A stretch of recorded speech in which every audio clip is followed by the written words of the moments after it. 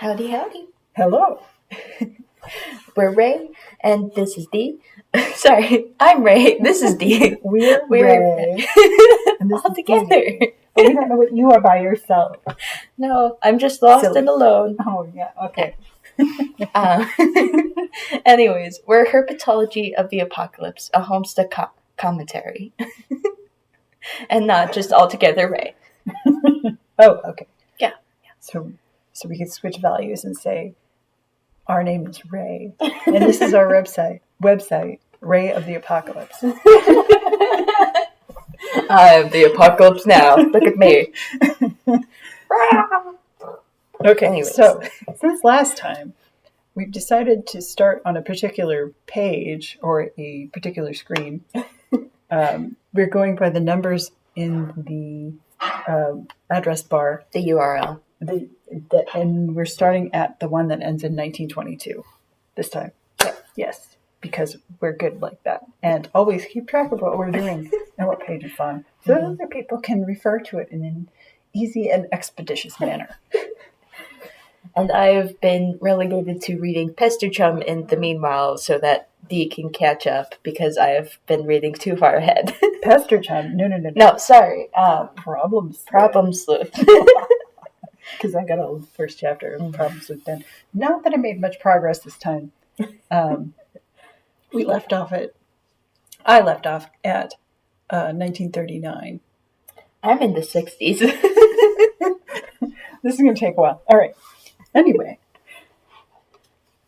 today, okay, we're going to start at 1922, which is kind of where things get weird as far as the Homestuck beta. Mm-hmm. John's birthday in the real world is 4/13, and the release of Esperb is on 4/10. Mm-hmm. Something I noticed about this is there's a 3-day gap there, and other people have the game before. Like, don't tell me the spoilers, but other people have the game before John does. So I just went like, whatever's going to happen, John's not the first person to do it. So, clicking the beta test link, it leads to page number 1893. And I should have, but I didn't check to see if there's anything before that, or if there's like, is this a choose your own adventure type thing where you hide extra pages here or there? Hard to say. I wouldn't know myself, mostly because I was like, well, the other versions of this have been dead linked, and I will leave it at that kind of thing. Oh, okay. Yeah. There. When you click on the beta test link to page 1893, the date is 4/10, which in the Esper beta test is John's birthday. So John's birthday is 4/10 in there, and the release for Homestuck is 4/7. Either way, 3-day gap. Either way, 3-day gap. There is a start over button on the Homestuck beta that leads to 1901, which is the actual full version of Homestuck. So I sat down and said, all right, so what layer of reality are we on here? So Homestuck beta is contained as part of the game Homestuck, which is contained as part of our reality. I'm pretty sure this will change over time, but that's where we are now. All right. And our reality is in someone else's reality and layers upon layers. So yeah, because we're recording a video. And you're watching it at your place, not ours. Your reality, what is it? Your mileage may vary, your reality may vary. Yeah. Did you want to say anything about the beta? I thought it was, well, it's got a different style than our current one.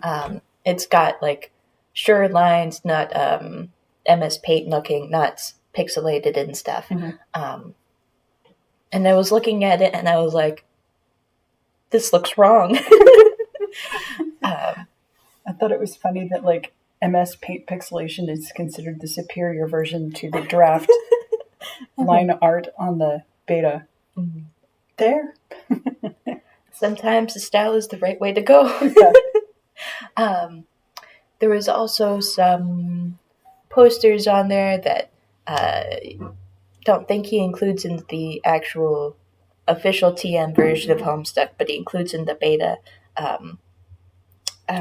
don't remember. Contact. The movie Contact. Yes. With Jodie Foster.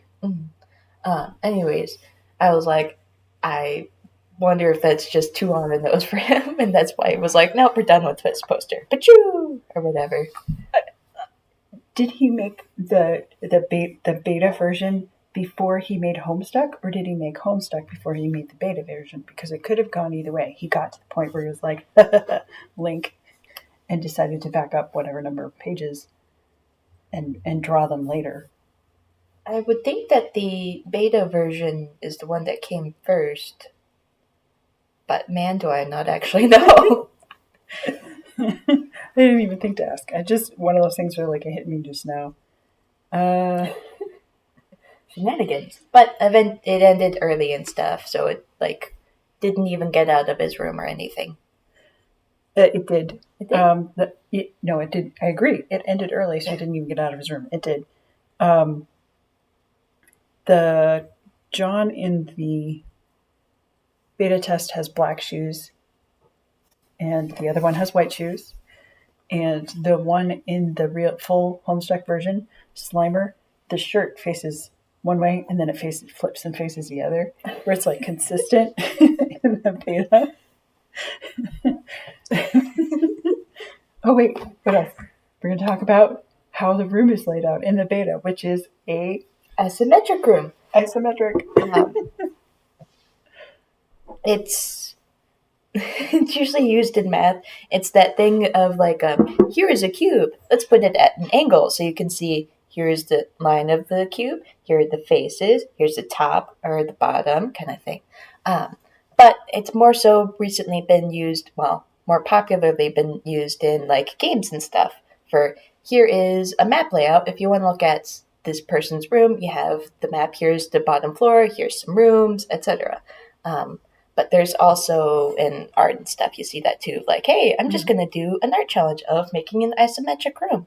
But I was looking it up, and the first version of this is first version of it being used in at all for art stuff is in China. Sorry, I gotta look up the specific thing. Okay, while you're doing that, I'm going to explain isometric. Yeah, go for it. All right, so isometric is a particular perspective that makes a 3D object appear with length, height, and width all proportionately the same. So like, if you're talking about a cube, you slice the cube at an angle, and you're at a point basically just outside the cube where somehow magically everything lines up, so things inside the cube don't look distorted by the 2D versus 3D space. Anyway, there you go. Sadly, I did not know what the name of the art was, but it's from 15th century. Really? Yeah. Weird. Yeah. Okay. 15th century China. You wouldn't normally think of it as an isometric room because it's got like the looking at it like this, but it's also got outside instead of just being inside and stuff. Yeah. Okay. But for game stuff, the first time it was used was in 1980 with Treasure Island from Japan. Okay. Yeah. I don't know it, but all right. Me neither. I just was like, whoa, okay, neat. But they kept it over there. I don't think it was released internationally. Oh. Yeah. Okay. But point being, hey, it's been used for quite a while. Let's see, what else? Something I noticed in the beta version is there's at least one screen that has like a loading screen in it for SBurb. And I'll note more about that in a minute. It also has a green cursor that shows up in places, and it looks like the user tried to input, hey, move the cursor. And of course, the narrator gives some sass back where they're like, why would you think that the player character, John Egbert, could move a cursor? You're supposed to do it. It's kind of funny. Let's Stop poking the character. You're supposed to do the thing. Yes. Okay, so you go back and the views are slightly different. There's a couple of small changes, but that are more to do with perspective than anything else. Mm-hmm. And then you get to screen 1900, which is one before the Homestuck full version starts. And it says, "Thanks for playing Homestuck Beta. The stable release is now available for you to play." And you click the link and you go straight to 1901. Our usual Homestuck. Our usual Homestuck. Okay. So there's that. And then we go to Pesterchum. Pesterchum. It's an application that's kind of an instant messenger between friends and stuff. We downloaded a version of it via the Homestuck tools page. We were playing around with it for a while. We'd like to use it more, but it doesn't give us notifications on the phone, and as such, is not as useful as we want it to be. Yeah, we both have Android. Mm-hmm. But it was very cute. And when I actually got to the Pesterchum screens that we were doing, I was like, "Oh, look, I clicked on that." I thought, when we were doing the setting it up, I was like, this is kind of lame. It's very simple. Some of the things are there. Yeah, whatever. And then I got to the actual screens. Homestuck, and you're like, oh! Wow, it's like Homestuck is in real life. It's like when you're watching a movie and you can see things that you're familiar with in your real life there, and they're like, "Oh yeah, this is this place." And you're like, there. Doesn't happen often, but sometimes. Totally. Yeah. Let's see. Once again, we hear that John is bad at programming, and I think at that point, that's like 3 times that we've heard that John is bad at programming. The mom has a rule for, like, if things are said once, it's just a passing by. The second time is a coincidence. 3 times is a certainty kind of thing. And as such, it's been put into the story 3 times, so it's important that we all know that he is bad at programming. Yes, true.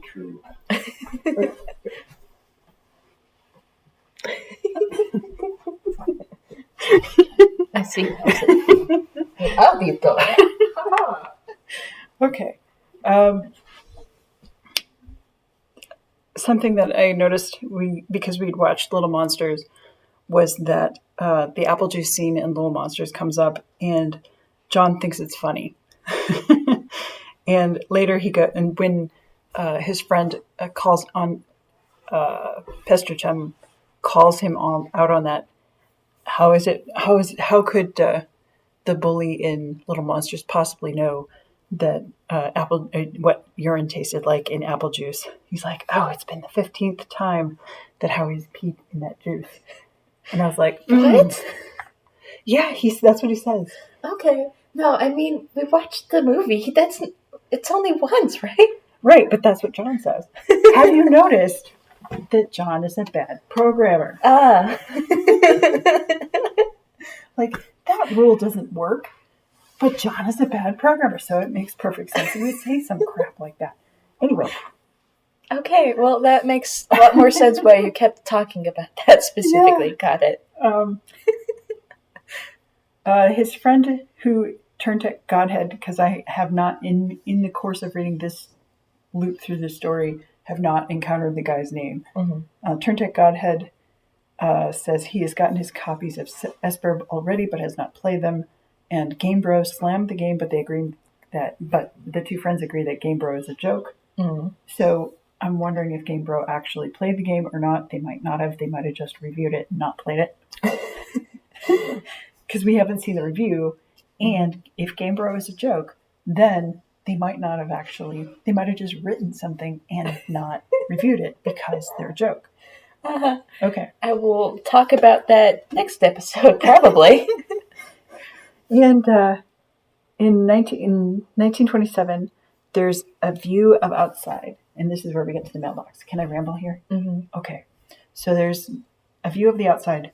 Also, side note, in the beta version, there's no outside. There's only the inside. Stuck at home. So the tire swing in the mailbox, the arm on the mailbox is flipped up. It's called a flag, by the way. The flag, yep. And John says, "Oh, good, the arm is flipped up. My package must be here." And this is wrong because the arm on a mailbox is not, if it's flipped up, that means your package has not arrived. Because if the arm is up, that means there's outgoing mail. If the arm is down, it either means there's no outgoing mail or the mailman has collected your outgoing mail and now there is no outgoing mail. So, point being, it's not supposed to be up right now. Point being is that only someone phenomenally bad at programming could make the mistake of A, whether the arm was supposed to be up or down, and B, whether or not the arm being up or down was a signal for the mailman versus the person receiving the mail. It's a signal for the mailman. So like the information packet, if as you will, was going, he was like, but the reverse packet, and it's wrong. So he was like not just wrong about that, but doubly wrong. So that's where I started to go, like, you know what, if I see errors in here, I'm just going to attribute it to John being a bad programmer right now and go like, why did he get that wrong? On purpose, it's probably going to be relevant later. Okay. I also, side note, came up with my own little mini headcanon about the the arm duty swingy thing, as I think John calls it. He does not call it the flag. He does not know what it's called. I think he calls it an arm. He adds some sort of silly name to it. That's later for something else. Oh, okay. Anyways, point being, I came up with my own silly little headcanon involving that in that the person who put the mail in actually knows that it causes the apocalypse and was like, well, we don't want this to happen to John. Let's have it send off to somewhere else, kind of thing.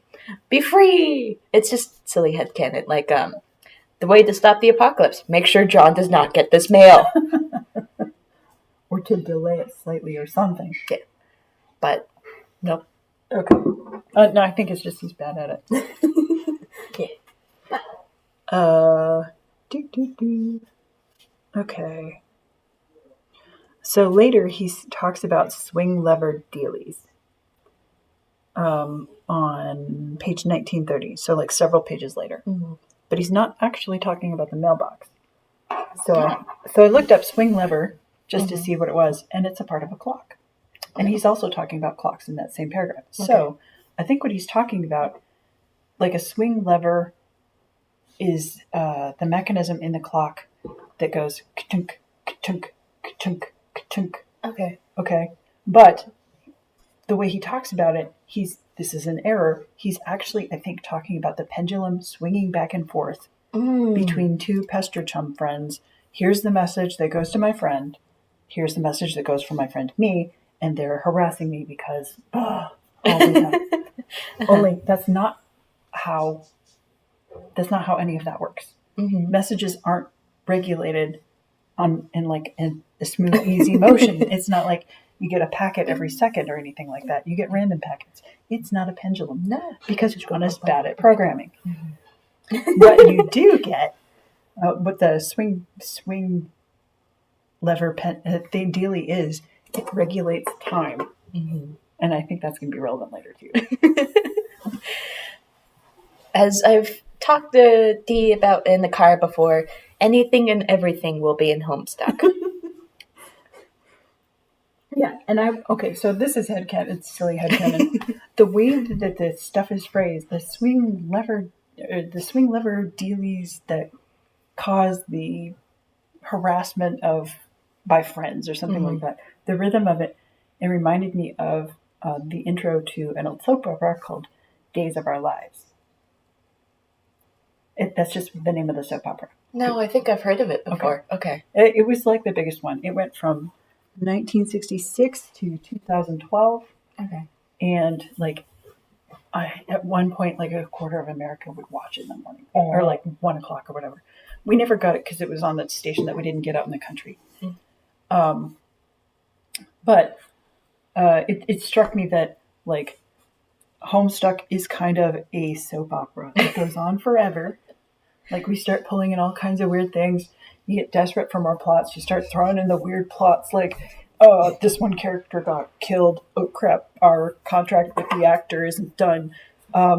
He's got an evil twin. We're going to show this baby for like 3 months of cuteness, and then our contract ends with the baby triplets that we needed to actually run this one baby actor on the show. And now the same person is 17 years old, so they can fall in love with this other person who is actually much older. Like, it doesn't make any sense at all. Okay. And Days of Our Lives wasn't the worst of those. I want to say, like, I can't remember the name of it now. The one where they all turned into vampires. There was a Dark Shadows. It started out as a normal TV show, like a soap opera, and then ratings sank and sank and sank, and they killed a character off, and they were like, oh crap, ratings really sank after that. And so they brought him back as a vampire, and ratings took off, and it went for like at least a couple more seasons. They were like, oh, thank God, we paid our debts. Oh, we're getting out.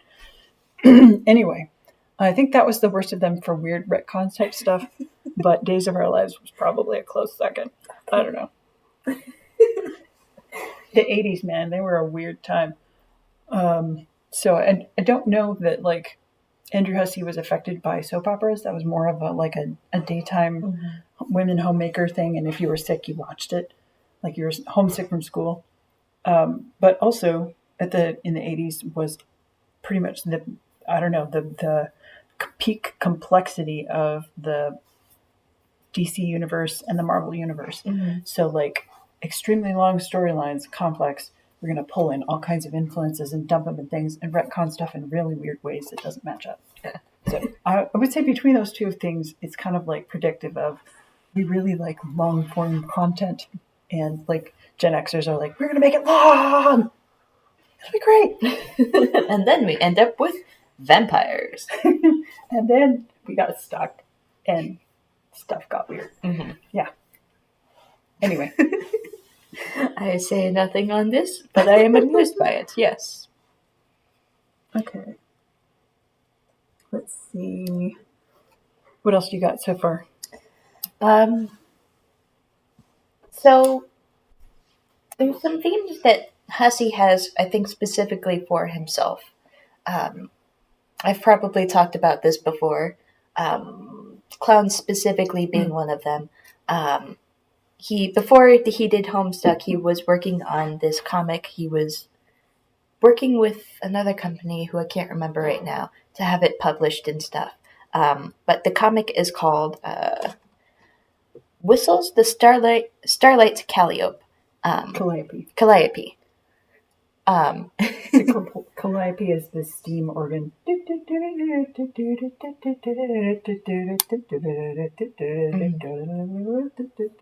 That one. Okay.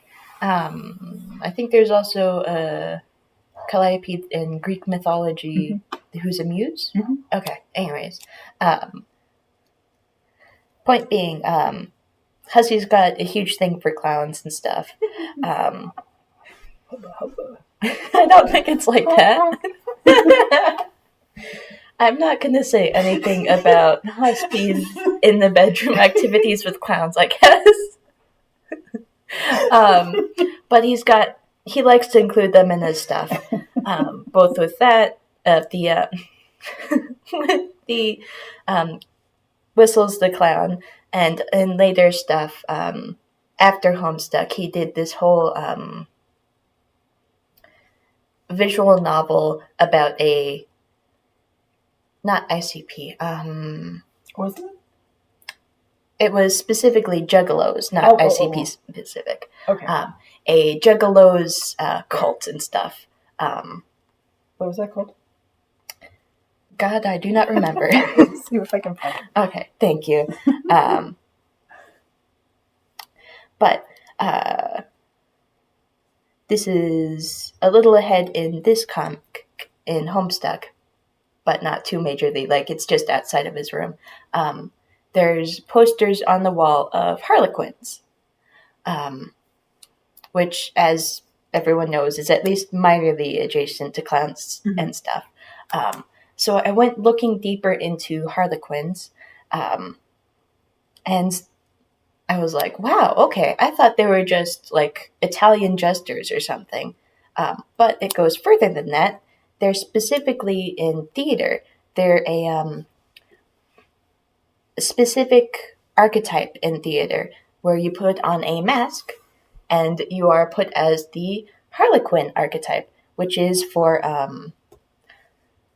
clown servants, basically. Clowns again! Woo! But I was looking deeper and deeper into this whole mask situation because I was like, well, I wonder if other characters will later be like, yes, we can put this character into these archetypes and stuff. And I was like, no, not really. But it reminded me of the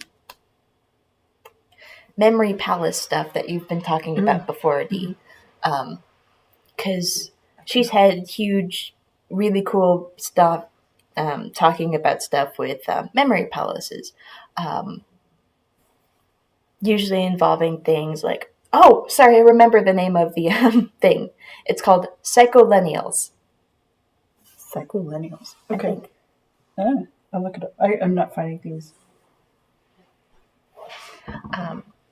Anyway, memory palaces, both because she used to be into Sherlock Holmes. Psycholennials? Yep, colonials. Colonials. Yes, okay. Okay. Used to be into Sherlock Holmes, but also because of stuff that she was writing later on. I think it was specifically around the time when you were writing the weird Angel's Palace? Not Angel's Palace. Yep. I've got a gothic horror novel that I'm working on that's about religious horror, and there's an angel that gets kicked out of heaven, and now where the angel is, the divine power can't see it. Yeah. Yep. But you were looking at that kind of stuff around that time. And I was like, you were talking about how in Renaissance paintings they do memory palaces of here is an object in the painting, so you can remember this specific event happened. And I was like, you know what? That reminds me of weird plot shit. And I was like, well, now I'm going to go ahead and remember weird plot shit as memory palace stuff of like 413, Homestuck, Spurb, that kind of thing.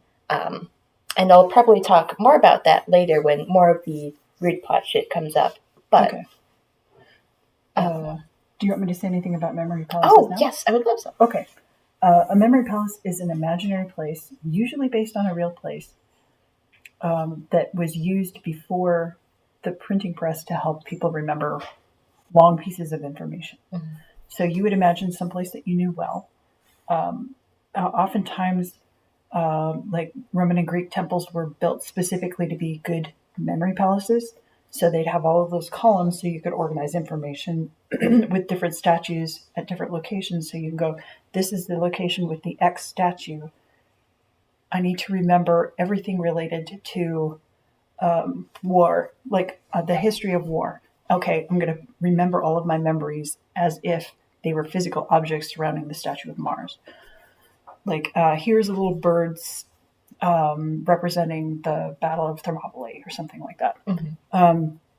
Because people's memories remember place really well, and they remember visual objects really well, especially if they're unusual. So if you were going to make a memory palace of like John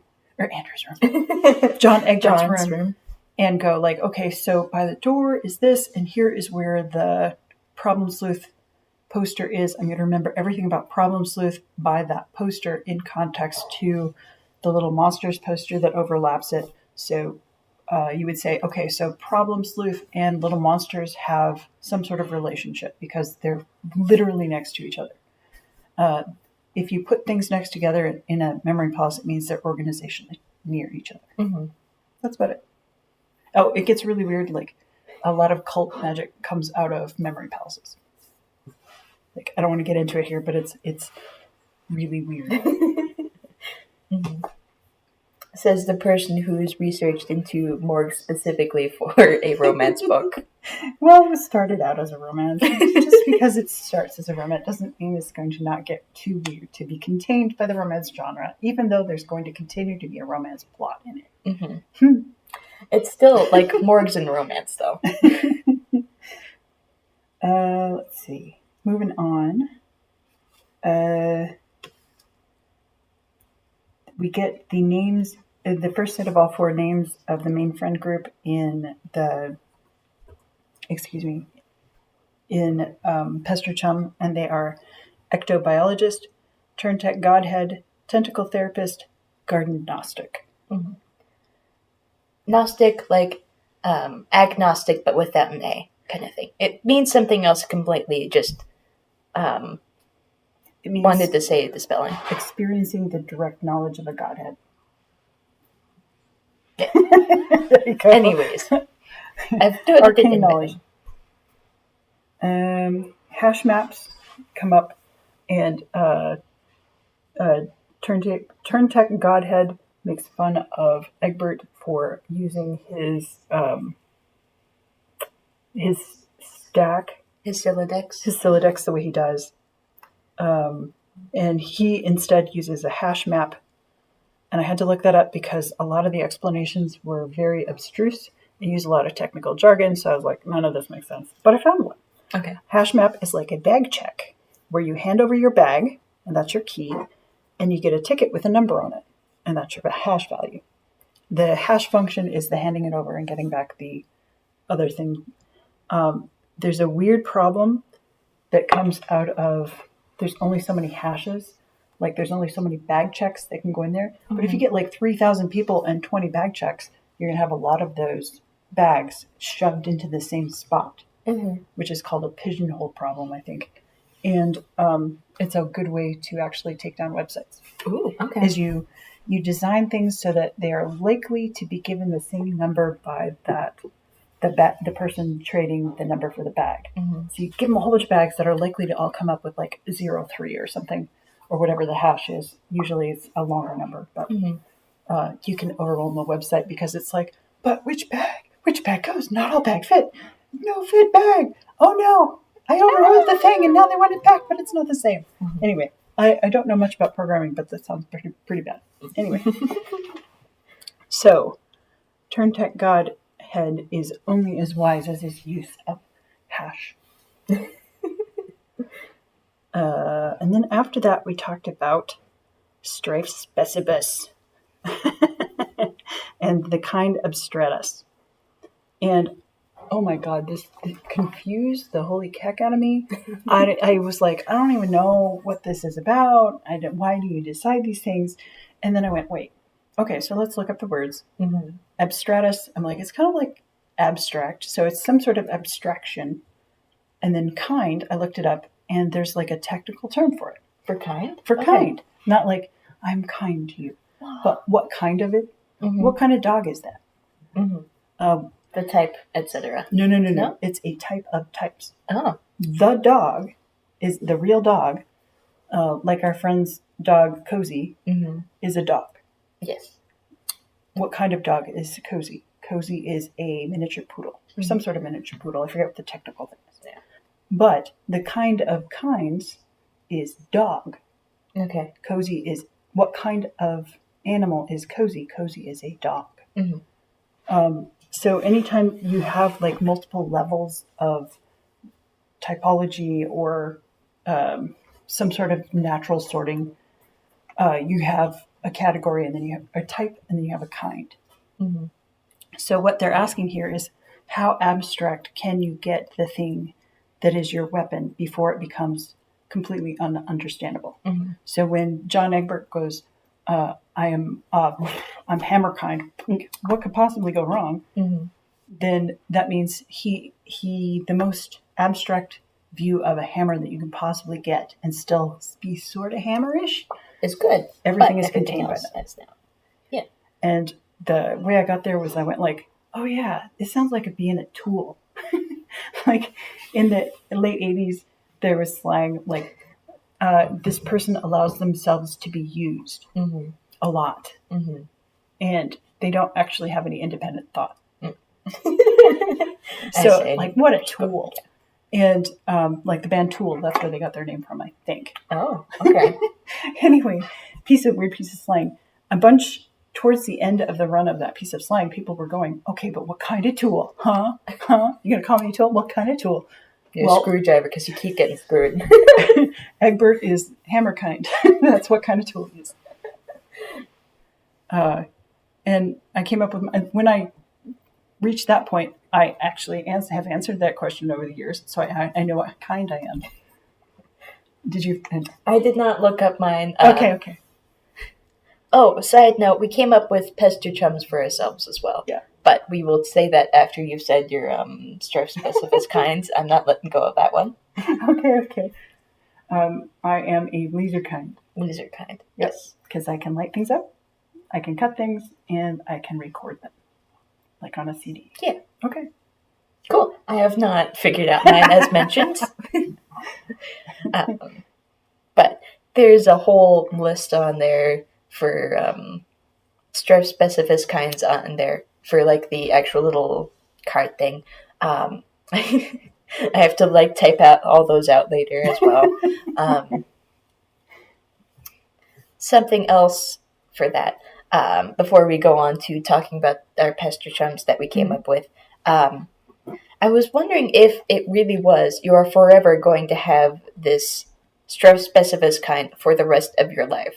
I mean, John will because the apocalypse, but if, say, you bought a new syllabus, does that mean you're still stuck with Hammer even though you switched over to a new one? Or is it really just, well, as a little toddler, for some reason I was given this, and I put in my rattles. Now I'm stuck with this forever. No, I bought a new one, and now I'm able to do, like, cups instead. And I was looking at that, and I was like, I wonder if then, because let's assume that it really is, it's just going to be with you for the rest of your life.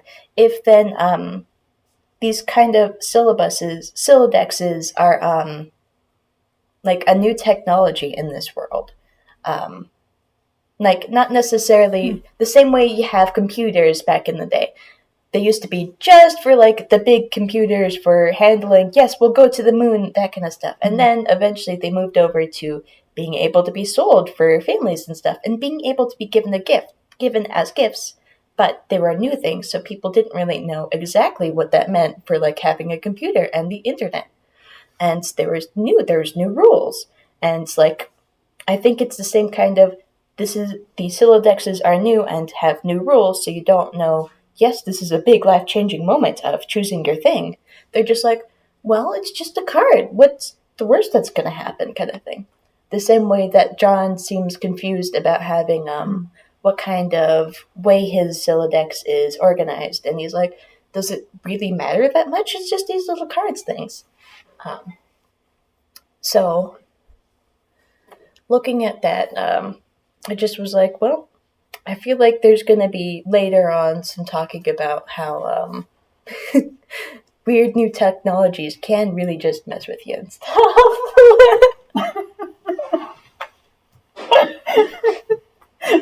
There's another person entering the room by crawling up behind us.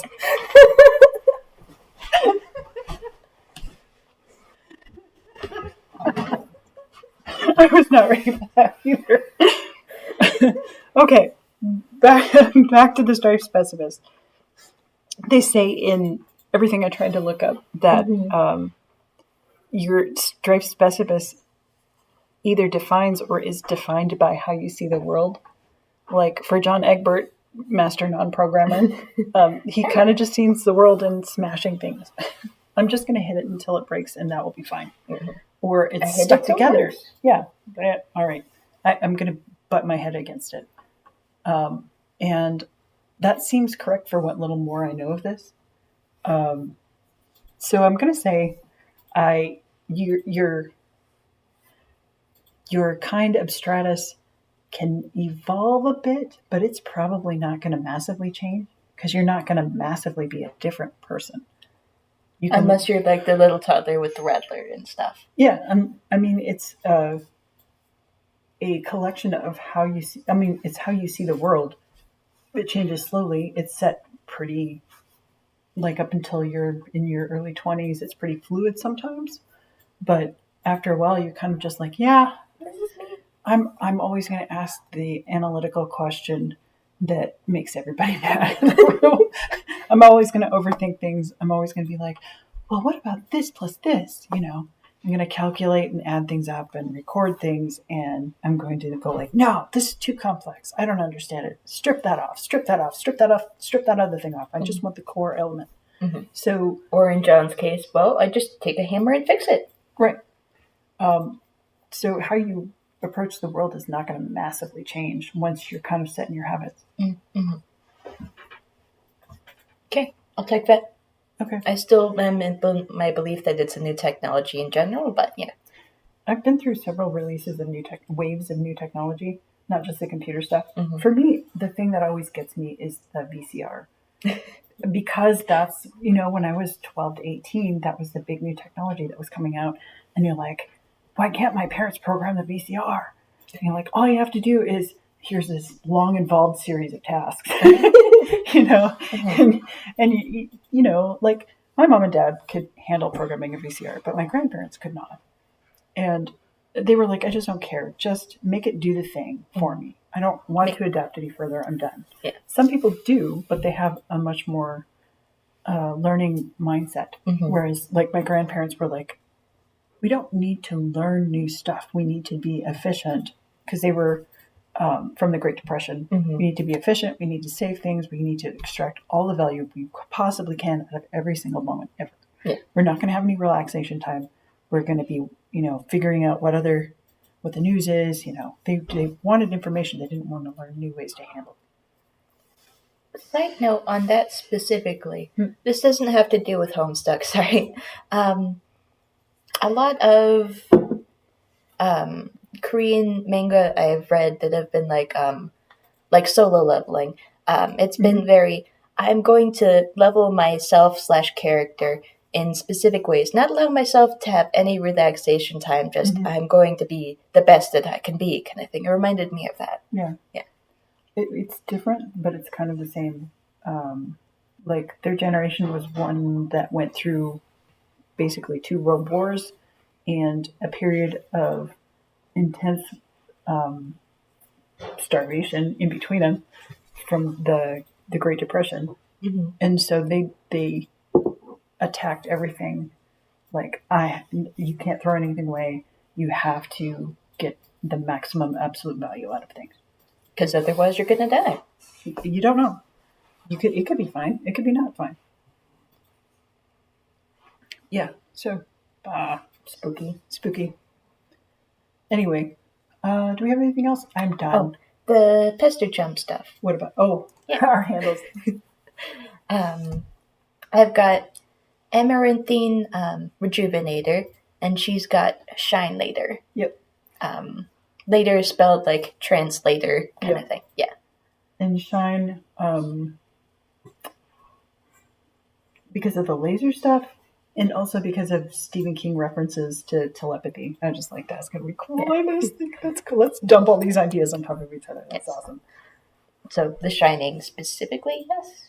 Or just in general? Okay. Well, Stephen King uses it here and there, but The Shining is like the big one. Okay. And I've got Amaranthine Rejuvenator. I keep getting messed up on the Amaranthine because of the color / undyingness of it.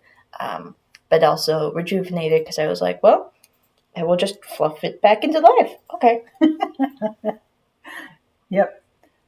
You've talked about that before, like the story that you contain kind of inside yourself is one of everything went wrong, but that doesn't mean we have to start over. We can just keep going even though things aren't quite right. Mm-hmm.